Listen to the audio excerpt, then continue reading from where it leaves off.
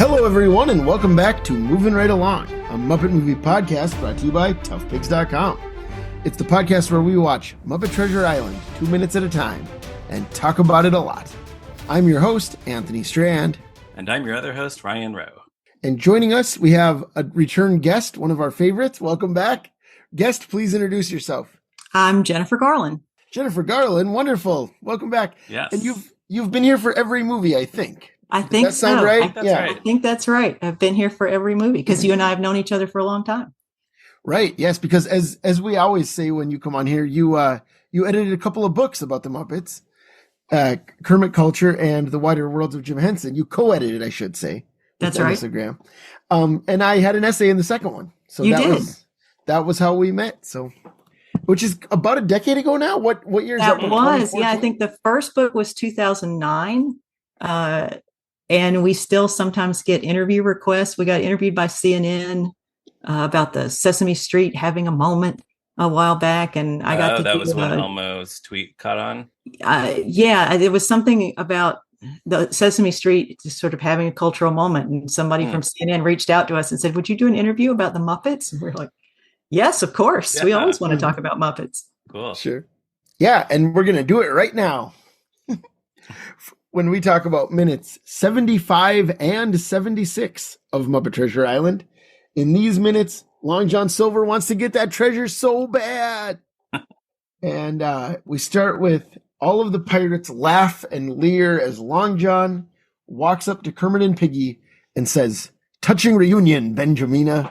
I noticed Kermit kind of reaches his arm out like he's going to protect, because he's standing in front of Piggy, like he's going to protect her from the pirates, which is kind of nice. Yeah, Kermit's going to be an action man. Yeah, he's prepared to be.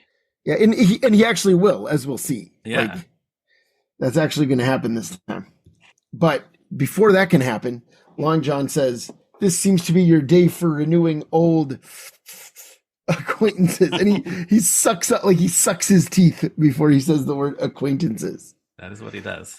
Which is yet another fine Tim Curry choice in this movie.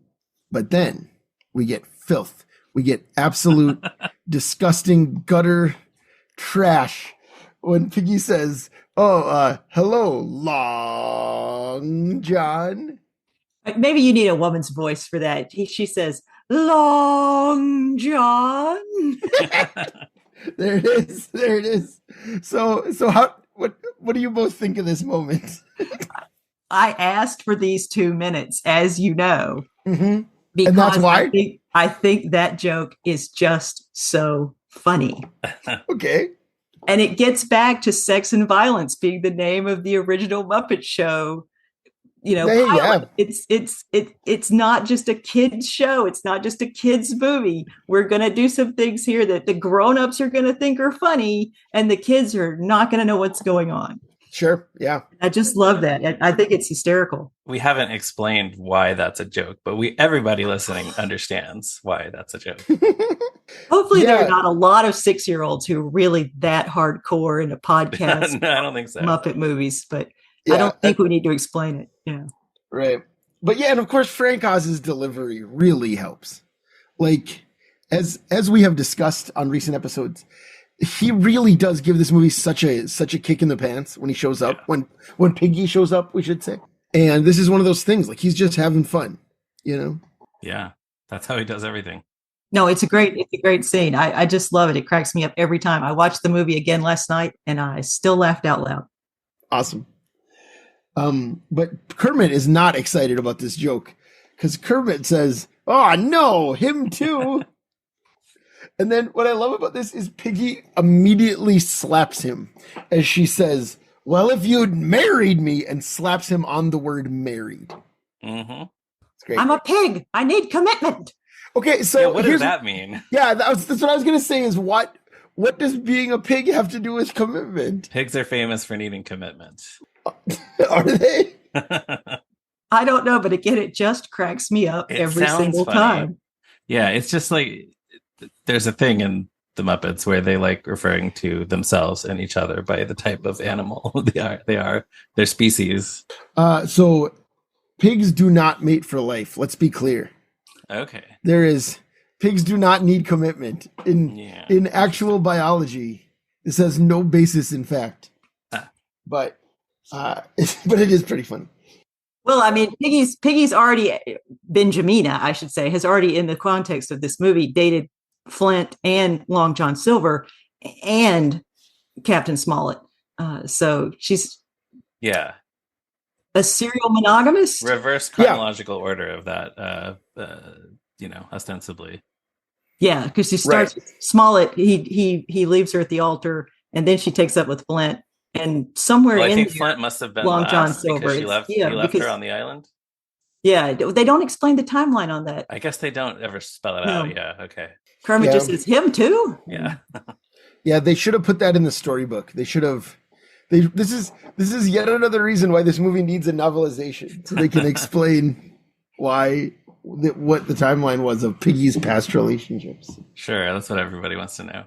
Somebody get Alan Dean Foster on the line. Is he still around? I think now I'm curious. Having said that, let's see. Yeah, he's only 77 years old. They could get him. He's probably working. Yeah, sure. Let's see. And happy 77th birthday or 78th birthday to Alan Dean Foster, right around the time this comes out, November 18th. So I guess a little. Oh, his birthday is still a week or two away. Okay, well, happy birthday. So we talk about what's going on with Benjamina, or do we need to finish summarizing the 2 minutes? Well, what do you want to say about Benjamina? We can talk about it. The gender swap from the novel. Oh, of course. Yeah. Obviously, that Robert Louis Stevenson's Treasure Island, which I used to teach fairly frequently when I was teaching college English classes because it's such a fun book. And I teach classes sometimes about pirates in literature and popular culture. And so it's a great book, but it's a real guy book. There are not a lot of female characters. There's really no significant female character in Treasure Island. So the Muppets have to work Piggy in somewhere. And in the original novel, the only female character who really has any chapter time is early on, and it's Jim's mom. Then obviously we don't want Piggy to be Jim's mom. So they change all of that. So you had to fit Piggy in somewhere, and making Ben Gunn, this half-crazed old man, into Benjamina Gunn, glamorous Marooney, is such a fun twist of the original text. That's another thing that just makes me laugh about the movie, because it's so interesting to see the way that changes the story and gives Piggy a lot of opportunities to do some fun things as a character in the context of the movie. Yeah. For sure. And I think we may have said this in the last couple of weeks, but it allows for the possibility of a love story, which just doesn't exist in the movie. There is no love story in Treasure Island, except for the love of gold. Yes, definitely. That's right. You might even say the love of treasure and gold. The lust for gold. Yeah. Lust for treasure and the love of gold. Is that the one? Something like that. Yeah. And like you alluded to, Jennifer, Kermit and Piggy really, it's nice that they get to have a relationship in this movie. I think that's one of the best aspects of Benjamina Gunn, because even in Christmas Carol, where they're happily married or reasonably happily married despite being poor, they don't get to yell at each other like the old days. No, their scenes are very serious, really. I mean, there are very funny moments, especially from Piggy in those scenes, but they just have this family, and it's a very it's not as wacky as what we often see with Kermit and Piggy. Right. They get more rom-com out of this. It's very rom-com. In this one. Yes, in this one, yeah. But it's also a very classic pirate movie. That's true, yeah. And Piggy had said right in the previous scene, he was a pirate, I was a lady. And that is a trope of pirate movies going all the way back to the 1930s, and movies like Captain Blood. Yeah. And in the 1940s, you get movies like The Spanish Main and The Black Swan with Tyrone Power. So the idea of the pirate and the lady is such a classic element of these kinds of swashbuckling stories. And so to have Piggy come in as Benjamina creates the opportunity for that classic element of the story to play out. And of course, it's not in the original Treasure Island at all. I'm just adding all these movies to my Just Watch list. Captain Blood is awesome, Ryan. I think you're gonna like it. You've seen Robin Hood, right? If I Errol actually Flynn, Robin never Hood. have all the way through. I've never sat down Oh and my watched it. gosh. Oh, I you know. should definitely watch that. That's on my list too. But it feels a lot like it. It's Errol Flynn and de Havilland again, Yeah. and it's cool. earlier, I guess. But Not to jump ahead to the end of the movie, but when they're all wearing the puffy pirate shirts at the end of the movie, that's the shirt that Errol Flynn and Tyrone Power and all these characters, Burt Lancaster and the Crimson Pirate, that all of these characters, you have to have scenes in these shirts with the ties that come down the front and run around with your sword. So the movie really knows, Muppet Treasure Island knows it's a pirate movie, and it knows what pirate movies are like. right, And it calls knows out those tropes a lot. Right. Yeah, it definitely knows what tradition it's in. It does, which is one of the things I really enjoy about it. Sure, that makes sense. Yeah. Man, no, I haven't seen Captain Blood in years. We should watch every Michael Curtiz movie for this podcast. I would love to do that. Do you know how many features he directed, Ryan? I have So no idea. many. It's probably a lot based on your 178. Oh, that's features? Yes, not like- all of them but- are keepers. But some of those No. are back when a feature film could be Yes. like an hour and 6 minutes. Right, and a lot of them are silent, and a lot of them were in. Is it Hungary? Is that where he's from? Yeah. Yeah. Because But so many of the directors came over to Hollywood in the 1930s with the rise of the Nazis in Europe. Right. Right. But even like when I did my 1933 project last year, Oh yeah. he directed 7 movies in 1933, and I watched all of them. Hmm. That was not uncommon. Directors directed half a dozen movies a year. Actors were in 6 to 8 movies a year. Betty Davis did 6 to 8 movies a year. She was exhausted. Yeah, it's one of the right, reasons right. that she went on, tried to go on strike with Warner Brothers. Right. But the pirate movies were, that was a huge genre in the 30s and 40s. Into the 1950s, it continues to be really popular. And there are a lot of things in those movies that were sort of expected. And the romance element was one of those elements that you really expected to see. And as movies go that know they're pirate movies and are making fun of it, you get The Pirate Movie, which is an adaptation of The Pirates of Penzance. Right. But you also get Gene Kelly's The Pirate with Judy Garland. Yeah, that's the one I was thinking of too. And we should say Muppet Show guest star Gene Kelly. Yeah. Yes, Muppet Show guest star Gene Kelly, because he did appear kind of late in the series. Yeah. But Benjamina is last fun episode. because she creates all these opportunities for all those classic elements to show up. And she has a lot of the elements still of Ben Gunn, which I think is cool. Yeah. As we're going to see here. Yeah. It's actually coincidentally right where we are. Long John cuts her off talking about I need commitment. Long John cuts her off to ask what he really wants to know, which is where is the treasure?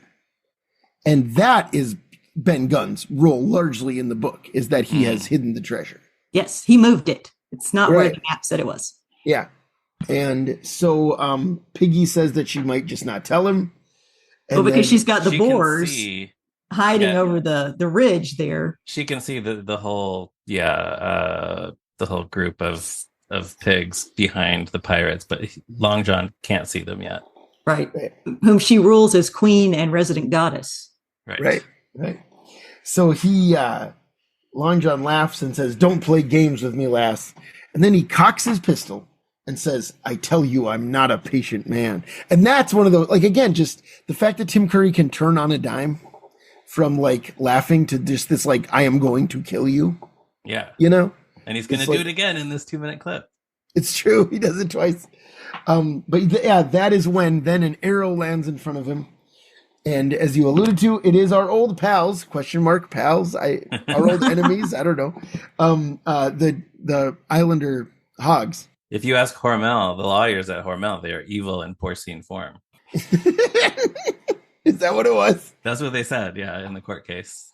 That's great. I mean, I don't know if they are, we will find here that they are incompetents in porcine Yeah, they're form not because evil. Spam says, "Stop and give up now, weak and tiny pirate mans, or die like stinking dogs." So he's very threatening. Yes. But then Long John shoots off Spam's headdress, and Spam says, "We see you have boom boom sticks. Bye bye. and they all run away. There's a long pause in between before the bye-bye where they kind of look, the pigs kind of look at each other like, what do we do now? And then that's it. They're assessing the situation. Yes. Yeah. Right. Yeah. And I will just say, I think this is the only thing I have from the June 1st, 1994 draft of the screenplay. But in that, the pigs refer to the guns as fire sticks, which is not as funny as boom boom sticks. So I'm glad they changed it. I always assume the boom boom sticks is kind of a joke about Army of Darkness, but that's what I was going to say too. Sticks. Yeah.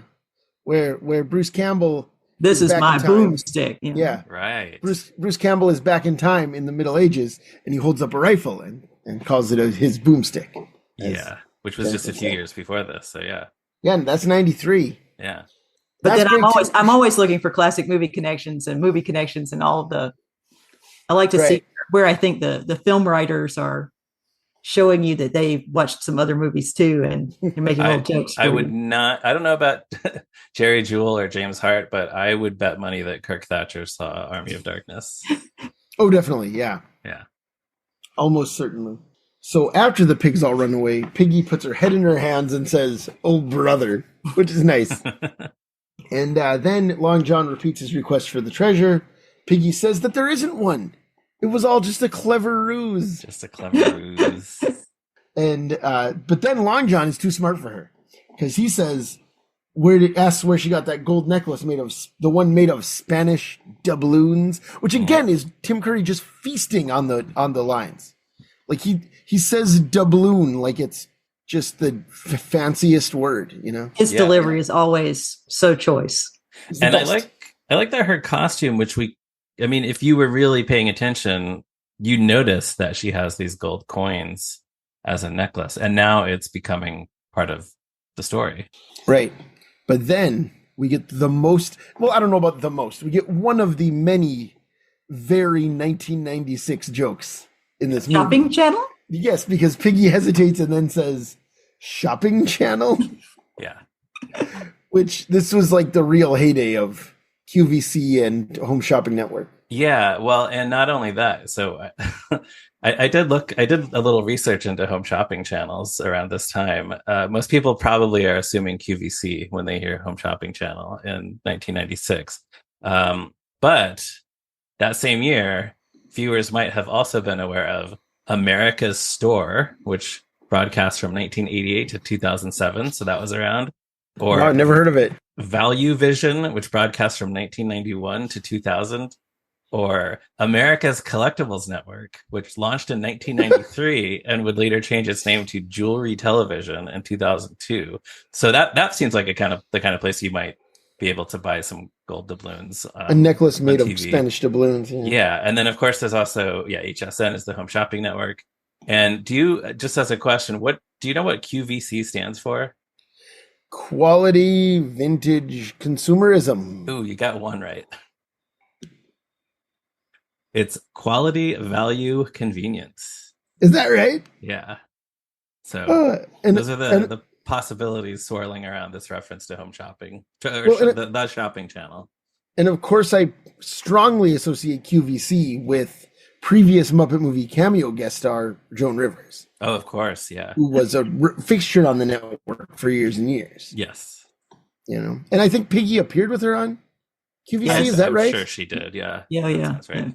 So that was after this. Probably Piggy had to make that necklace. I always overthink that because doubloons don't come strung on necklaces. No, well, she probably got the other pigs to. She probably got Spam, to string it, through the necklace. She oversaw the making of the necklace, right? But also later, when they do show us the treasure, that treasure wouldn't fit in those chests. There's way more treasure than it would ever be possible for them. We just saw a few giant statues and right. Yeah. Then they're like it's like Scrooge McDuck's money bin. Almost. No, it's an insane amount of treasure. That's a very good point. Yeah, they could be swimming in it. But back to the shopping channel joke. Long John doesn't think that's funny right away. It seems he's unamused. But then he laughs uproariously at it, and so do the rest of the pirates. It's the funniest thing. These pirates, just when they think something is funny, they think it's so funny. They love Easy Pete loves to watch the shopping channel. Yeah. That's why he loves this joke. Yeah, and he's an easy audience for a joke like this. That's why they call him Easy Pete. That's right. But then Long John snatches up Kermit and Piggy yells, "No!" And that's the end of that scene. But it's not the end of this clip. We got 12 more seconds left. We pan across the deck of the Hispaniola, where we find Jim, Gonzo, Rizzo, and Sam just outside. And Jim climbs in through a small door on the outside of the ship, a small latch. And that's it. That's where we end. Yeah. So we really barely get to see those guys. Jim does fit through this little hatch. It would have been even easier for Gonzo or Rizzo to fit because they're smaller, but then I guess they would have had to figure out how to do that from a puppetry standpoint. So right, just have the human do it. Yeah, somebody would have had to pull them through the other side. And... yeah, as it is, you can see that Sam is holding the hatch open with one of his hands or wings. So that's kind of a cool little detail. Yeah. Well, it's because it's more of a family film, it's nice that Jim has his pals with him when they go back on the ship, because in the original novel, this is a really dark part of the novel when Jim sneaks back onto the ship. And he gets there because he has the curricle that Ben Gunn has built to get back out. But of course, we don't have Ben Gunn's curricle. Instead, we have Sam and the rowboat and the lifeboat. And so Jim goes back to the ship by himself, and he has to take the ship back from the remaining pirates alone. And it's a really violent and scary scene in the book. So this is a more Muppety version of that. Yeah, in what we see on the screen, there's more pirates still left on the ship than I would have expected. There are really not many left in the book. There's just a couple, but they're very violent pirates. Sure. Right. Yeah, but there's several humans and Muppets just sitting around on the ship. Right. And I don't need to open up the strange case of Dr. Jekyll and Mr. Hyde today because Jennifer just did. Thank you. Yeah. But any other thoughts about these 2 minutes before we close? Jennifer, I'll start with you. Well, I had mentioned before we started recording that when Piggy shows up before in this scene, before our clip, that scene is really reminiscent of She Who Must Be Obeyed in H. Rider Haggard's late 19th century novel that got turned into films several times over the 20th century, most memorably in the 60s with Ursula Andress. Right. But you didn't say the title of the novel yet. It's called She. Right. And thank you. And it's a Hammer movie. The Ursula Andress one is the Hammer film, but it had been made as a silent film and then it was made later. So there were several film adaptations of this. And so I think when Piggy first comes in on the elephant, that is sort of a call out to She and that idea of Ursula Andress, particularly as this exotic island goddess who has all the power. And so it's a great Piggy role, and it combines these different concepts, from the adventure story that H. Rider Haggard was writing in the 19th century, and that Robert Louis Stevenson is writing with Treasure Island in the 19th century, with the whole pirate movie kind of idea. So that kind of flows through into the second scene that is our clip with Piggy and her glamorous outfit that combines the remnants of her clothing from before she was a castaway with all of these feathers and the good doubloons. And it's very exotic, and it's just a fun combination of different inspirations that makes her character really entertaining and interesting and multi-layered in these scenes. Yeah, for sure. Awesome. And for those who may not know who Ursula Andress is or was, she's probably not still around. She's alive. She's still alive. She is? Oh, great. Good for her. When is her birthday? Let's see. She was one of these. You'll remember her as a Bond girl. There you go. Yeah. She's Honey Rider, I believe, right? Yeah, that's Dr. No. Honey Rider, yeah. Yeah, so one of these kind of, glamorous, sexy movie stars of her day. Yeah. Although I'm looking at Miss Piggy. It's exactly, they're identical. I'm looking, and I'm sorry, this is yet another digression. I'm looking at the cast list for She now, which I have not seen, and it has Peter Cushing, Christopher Lee, Andre Morell, and Bernard Cribbins. So it's a Hammer movie, of course. It does. but it has all those guys. It's like the Hammer All Stars. I gotta see it. Sounds awesome. And Hammer mostly did horror movies, kind of low budget. Those are fancy British horror movies. The Terrence Fisher stuff with Hammer, they're pretty luxurious by the standards of horror movies at the time. Right. That the whole thing about Hammer was that like horror movies had gotten cheap after the heyday of Universal. Like as Universal monsters went on, they got cheaper and cheaper. Sure. Yeah, Hammer's very luxurious compared to Roger Corman. Yeah, and then Corman's doing all the British response to or William Castle. Right, exactly. Okay. So they build all these giant, like beautiful castle sets, and the diaphanous gowns and Ingrid Pitt and just great. Oh man. Yeah. Well, clearly I haven't seen enough of them. So as we're recording this, it's the beginning of October. So this is a good time to watch some Hammer horror movies. What's her name? Who's in the Gorgon? Barbara Steele? Barbara Shelley. Oh, is the other Hammer leading lady I always think of. But I didn't think Barbara Steele's in a bunch of stuff. She's a scream queen from that era too. But. Oh sure, yeah. But yeah, no, Ryan, you should definitely watch. I don't know, Frankenstein and Dracula, at least the first ones. Horror of Dracula, 1958. Cushing and I think I've seen the Dracula one, but not the Frankenstein one. So the Frankenstein is in US. It's Curse of Frankenstein. Curse of Frankenstein. It was really 57. Yeah, 57, and it's great. It rules. Christopher Lee as the monster, Peter Cushing as the doctor. So good. Anyways, what else? Muppet Treasure Island. Ryan, did you have anything else to add about the 2 minutes? Yeah, so this is as good a time as any to mention that not unlike Charles Grodin, who appeared opposite Piggy in The Great Muppet Caper, Tim Curry has alluded to having had an affair with her on the sets during their collaboration. There's this quote that I think is from when they were promoting the movie in '96. Our friend and frequent guest Jessica Evans sent this to us. Tim Curry said, "It didn't go very well. It didn't survive the shoot. She felt I wasn't being faithful to her. And I said, well, I'm playing a sailor, and a sailor has a girl in every port. At least you're the only pig." Then I made the mistake of calling her a silly sausage. Oh, no. So that's great.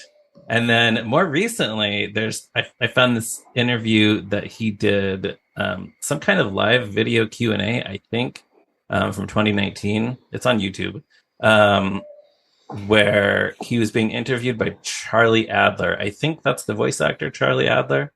Cool. Adler warns him that he's going to ask a personal question, and then the question is whether Tim Curry has one great love of his life who got away. And Tim Curry thinks about it for a minute and says, it was Miss Piggy. He says, once you've had pork, you never go back. Nice. So, yeah.